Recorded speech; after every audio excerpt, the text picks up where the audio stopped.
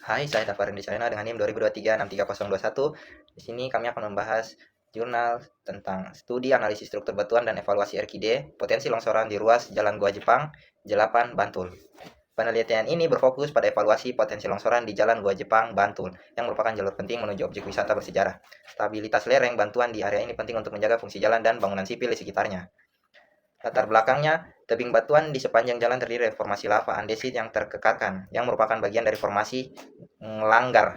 Kekar diskontinuitas pada batuan bertindak sebagai struktur sekunder yang terkait pada sesar opak dan sesar minor, seperti sesar Girijati dan sesar Parangtritis. Kekar-kekar ini menciptakan bidang lemah yang dapat menyebabkan keruntuhan lereng batuan. RKD dengan range 90-100% memiliki kualitas massa batuan yang sangat baik. Range 75-90 memiliki kualitas massa batuan yang baik. RKD 50-75 memiliki kualitas massa batuan yang menengah. Range 25-50 memiliki kualitas massa batuan yang buruk, dan range kurang dari 25% memiliki kualitas massa batuan yang sangat buruk. Halo, nama saya Muhammad Fahmi dengan NIM 2024-63055. Saya akan bacakan tabel kedua, yaitu kualitas massa batuan berdasarkan penilaian RKD. Yang ke-1, skainan 1, frekuensi kekar 15, RQD 55,78%, kualitas massa batuan menengah. Skainan 2, frekuensi kekar 7, RPD 84,42%, kualitas massa batuan baik. Skainan 3, frekuensi kekar 19, RPD 34,37%, kualitas massa batuan buruk.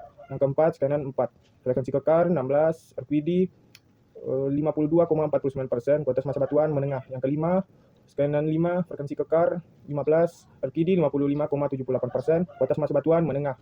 Yang keenam adalah skainan 6, frekuensi kekar 14, RQD 59,81%, kualitas massa batuan menengah. Yang ketujuh, skainan 7, frekuensi kekar 6, RQD 87,81, kualitas massa batuan baik. Tabel ketiga, set kekar dan arah ketegasan maksimum. Skainan 1, set kekar A North 258 East 57 derajat, yang B North 98 East 75 derajat, arah ketegasan maksimum 268 derajat East. Yang kedua, skainan 2, set kekar A North 57 East 63 derajat, yang B North 204 East 43 derajat, arah ketegasan maksimum 221 derajat East. Yang ketiga, skainan 3, North 135 East 64 derajat, yang B North 271 East 53 derajat, arah ketegasan maksimum North 293 derajat East. Yang keempat, skainan 4, set kekar A North 308 East 65 derajat, yang B North 157 East 63 derajat, arah ketegasan maksimum North 323 derajat East. Yang kelima, skainan 5, set kekar A North 309 East 66 derajat, yang B North 159 East 54 derajat, arah ketegasan maksimum North 324 derajat East. Yang ke-6, skainan 6, set kekar A North 120 East 62 derajat, yang B North 115 East 61 derajat, arah ketegasan maksimum North 329 derajat East. Yang ke-7, skainan 7, set kekar A North 299 East 54 derajat, yang B North 165 East 50 derajat, arah ketegasan maksimum North 322 derajat. Halo semuanya, perkenalkan nama saya Martin Kalasapan dengan NIM 2024-63005. Sekarang kita akan masuk pada tabel selanjutnya, yaitu hubungan antara RKD, arah tegasan maksimum, dan orientasi lereng. Skailan 1 memiliki RKD sebesar 55,78% dan arah tegasan maksimumnya sebesar North 268 derajat East dan arah kemiringan lereng sebesar North 302 derajat East. Skailan 2, nilai RKD-nya sebesar 84,42%, arah tegasan maksimumnya sebesar North 221 derajat East dan arah kemiringan lereng sebesar 302 derajat East. Kemudian skailan 3 memiliki RKD sebesar 43,37% dan arah tegasan maksimumnya sebesar North 293 derajat East dan arah kemiringan lereng sebesar North 300 derajat East. Kemudian skailan 4 memiliki nilai RKD sebesar 52,49% dan arah tegasan maksimumnya North 323 derajat East dan arah kemiringan lerengnya sebesar 318 derajat East.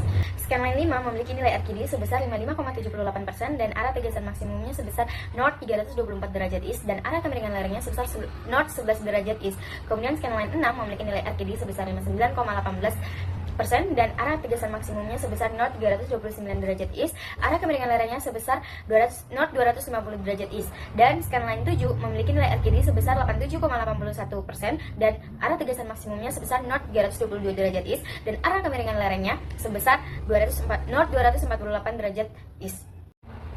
Keempat tabel saling berhubungan, di mana tabel 1 menyajikan kriteria kualitatif untuk menilai nilai RQD yang kemudian digunakan dalam tabel 2 untuk menyajikan hasil analisis lapangan, yaitu nilai RQD dan klasifikasi kualitas massa batuan untuk setiap lokasi scanline. Sementara itu, tabel 3 menyajikan hasil analisis studio mengenai data orientasi kekar dan menentukan arah tegasan maksimum di setiap scanline. Dan akhirnya pada tabel 4 menyintesis hasil dari tabel 2 dan tabel 3 bersama dengan arah kemiringan lereng untuk mengevaluasi dan mengidentifikasi potensi longsoran dengan risiko yang lebih tinggi ditunjukkan pada lokasi yang memiliki nilai RQD rendah dan perbedaan kecil antara arah tegasan maksimum dan arah kemiringan lereng. Halo semuanya, pada video kali ini saya akan menjelaskan tentang hasil kajian dari jurnal yang berjudul Analisis Kualitas Massa Batuan dengan metode Rock Mass Rating atau RMR pada batu gamping. Penelitian ini bertujuan untuk mengetahui kualitas massa batuan di daerah penelitian menggunakan metode RMR yang menilai kondisi massa batuan berdasarkan 6 parameter utama, yaitu yang pertama kuat tekan batuan utuh atau UCS, Rock Quality Destination RQD, yang ketiga jarak antar kekar, yang keempat kondisi kekar, dan kelima kondisi air tanah, serta orientasi kekar yang dilihat dari arah strike dan dip terhadap bidang lereng. Bidang kekar diamati langsung di lokasi dengan panjang antara 1 sampai 3 meter, bukan kekar 0,1 sampai 1 mm, dan permukaan agak kasar. Kondisi air tanah tergolong lembab dan arah kekar memiliki strike sampai dip lebih dari 45 derajat, sehingga orientasi kekarnya dianggap menguntungkan terhadap kestabilan lereng. Dalam perhitungan RMR, orientasi seperti ini diberi bobot koreksi sebesar min 5. Nilai perbobotan RMR berdasarkan parameter di lokasi penelitian pada data 3 lereng, memperoleh hasil berbeda-beda dan dapat dilihat pada tabel 1 untuk data lereng 1, tabel 2 untuk data lereng 2, dan tabel 3 untuk data lereng 3. Pada pengukuran di lapangan didapati nilai strike atau dip dan ketinggian lereng yang memiliki nilai yang bervariasi. Terima kasih.